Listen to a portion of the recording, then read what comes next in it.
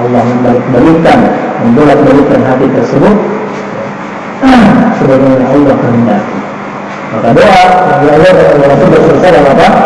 Ya muqallibal qulub, tsabbit qalbi ala dinik. Wahai yang maha membolak-balikkan hati, teguhkan, tetapkan hati kami dalam agama. Nah, para pemuda ini, alhamdulillah, dengan rahmat dan hikmah Allah SWT mereka ditetapkan, diteguhkan, dikokohkan hati mereka dalam keimanan. Walaupun kata ancaman dari raja, mereka mengatakan Rabbuna Rabbus samawati wal ard. Rabb kami adalah Rabb, Tuhan semesta alam, Tuhan langit dan bumi. Lan nad'u min dunihi ilahan. Kami tidak akan menyembah selain Dia. Laqad kunna idzan syatata. Jadi setelah itu mereka lari, jemaah sekalian. Lari, kemudian Allah mengatakan haula'i qaumuna. Ini masih perkataan dari siapa? Para pemuda tadi. Haula'i qaumuna, mereka itu kaum kami. Ittakhadhu min dunihi alihah, mereka menjadikan sesembahan-sesembahan lain selain Allah Subhanahu wa taala. Laula ya'tuna 'alaihim bisultanin bayyin. Maka mengapa mereka tidak menampilkan alasan yang kuat, menampilkan bukti yang kuat tentang dasar akidah mereka, kenapa mereka melakukan kesyirikan? Laula ya'tuna 'alaihim bisultanin bayyin faman adlamu mimman iftara 'ala Allahi kadhiba. Maka siapakah yang lebih zalim daripada orang yang mengadakan kebohongan terhadap Allah Subhanahu wa ta'ala.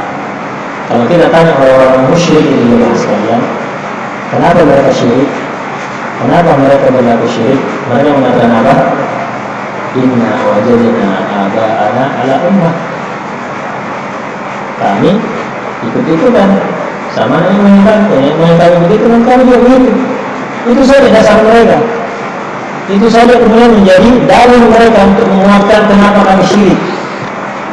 Tidak ada buktinya, baik secara logis ataupun baik secara syar'i, dalil tidak ada sama sekali. Hujjah mereka apa? Bal nattabi'u ma alfayna 'alaihi aba'ana. Kami hanya mengikuti nenek moyang kami. Nenek moyang kami begitu, ya begitu, kita ikut juga. Walaupun apa? Walaupun mereka sudah disanggah dengan sanggahan-sanggahan yang logis, sebagaimana kita sudah sebutkan tadi. Yang Muhammad SAW mendakwahkan tauhid dengan Al-Quran. Al-Quran itu sudah membantah logika-logika mereka. Bagaimana mungkin ada Tuhan selain Allah Subhanahu wa ta'ala? Bagaimana mungkin makhluk yang kalian sembah itu kemudian bisa memberi kalian apa yang kalian inginkan, sementara makhluk itu juga butuh kepada Allah Subhanahu wa ta'ala. Kan sama-sama makhluk. Kenapa kalian minta kepada mereka sementara mereka juga makhluk yang butuh kepada Allah? Harusnya minta langsung kepada Allah Subhanahu wa ta'ala. Kenapa harus melalui perantara? Sama dengan mahasiswa. Mahasiswa tidak mungkin minta dinaikkan nilainya sama sesama mahasiswa. Kan sama-sama mahasiswa. Harusnya minta ke siapa? Minta ke dosennya. Sama begitu juga. Kenapa tidak minta berdoa kepada sesama makhluk, sementara makhluk itu juga butuh kepada Allah Subhanahu wa ta'ala? Harusnya kita minta kepada Allah Subhanahu wa ta'ala. Mereka itulah yang mengambil atau menjadikan selain Allah Subhanahu wa ta'ala Tuhan. Lalu kenapa mereka tidak datang dengan bukti, dengan pernyataan, dengan hujah yang kuat? Alasan mereka cuma ikut nenek moyang saja. Faman adlamu mimman iftara 'ala Allahi kadhiba. Siapa yang lebih zalim jemaah sekalian daripada orang-orang yang mengadakan kebohongan tentang Allah Subhanahu wa ta'ala?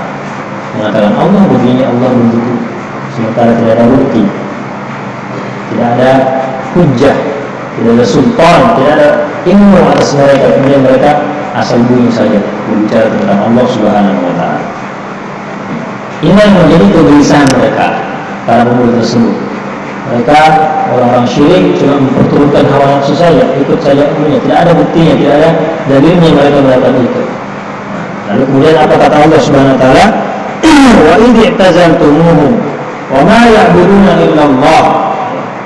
Wa idh i'tazaltumuhum, dan apabila kamu meninggalkan mereka, meninggalkan kaum kalian itu dan apa yang mereka sembah selain Allah, wa ma ya'buduna illallah, dan apa yang mereka sembah selain Allah Subhanahu wa ta'ala. Fa'u ilal kahfi yanshur lakum rabbukum min rahmatihi.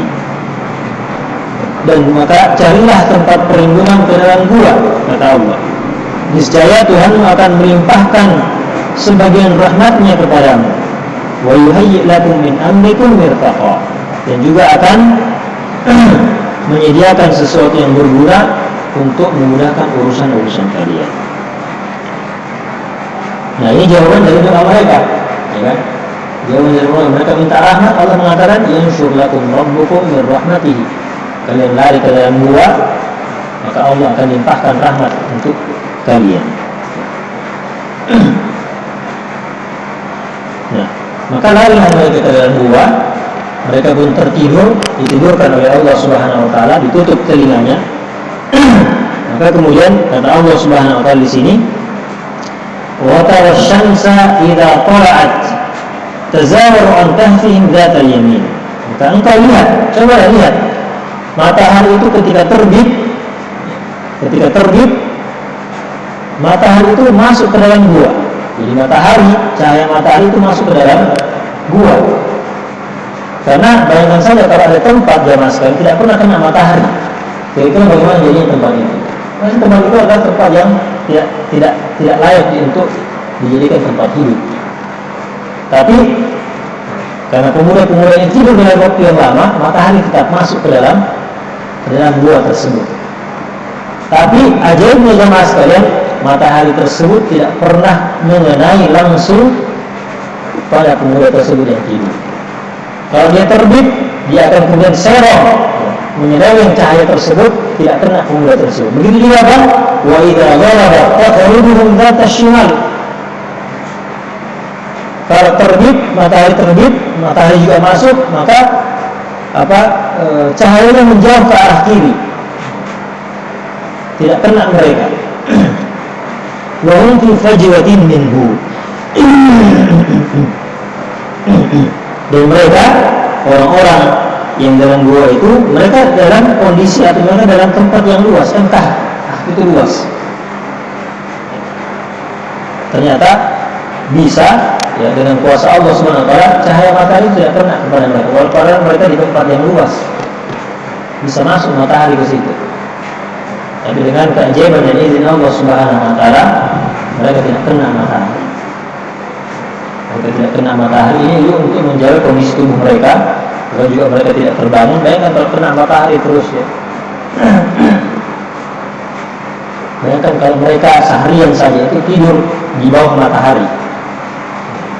Kita saja mungkin baru setengah jam, 2 jam itu kayaknya gerah, mungkin sudah merah, sudah hitam kulit kita. Bayangkan kalau misalnya dari jam 10 pagi saja kena matahari sampai sore, kena terus matahari. Ternyata tidak, matahari tetap masuk untuk menjaga suhu dan hawa pada tempat itu, tapi tidak pernah kena cahaya matahari itu dengan langsung kepada para pemuda itu. Jadi kuasa Allah Subhanahu wa taala untuk menjaga para pemuda yang sedang tertidur itu. Lalu Allah mengatakan Subhanahu wa taala, "Dzalika min ayatillah." Demikian itulah termasuk tanda-tanda kebesaran Allah Subhanahu wa taala. Tanda-tanda kebesaran Allah Subhanahu wa taala. Ini yang perlu kita yakini. Apapun keajaiban yang kita lihat, itu tanda kebesaran Allah. Terjadi pada makhluk apapun, itu tanda kebesaran Allah. Itu Allah yang mengizinkan tanda tersebut atau keajaiban terjadi pada makhluk. Yang salah kalau kita kemudian fokus terhadap keajaiban dan makhluknya, sehingga kita kemudian menjadi berlebihan, sampai mungkin bisa jatuh kesyirikan. Kita menganggap orang yang punya keajaiban, punya ini dan punya itu, menjadi unggul, mengkultuskannya, berlebihan guru kepadanya, sehingga mengantarkan kita kepada kesyirikan. Keajaiban apapun yang terjadi pada makhluk jemaah sekalian,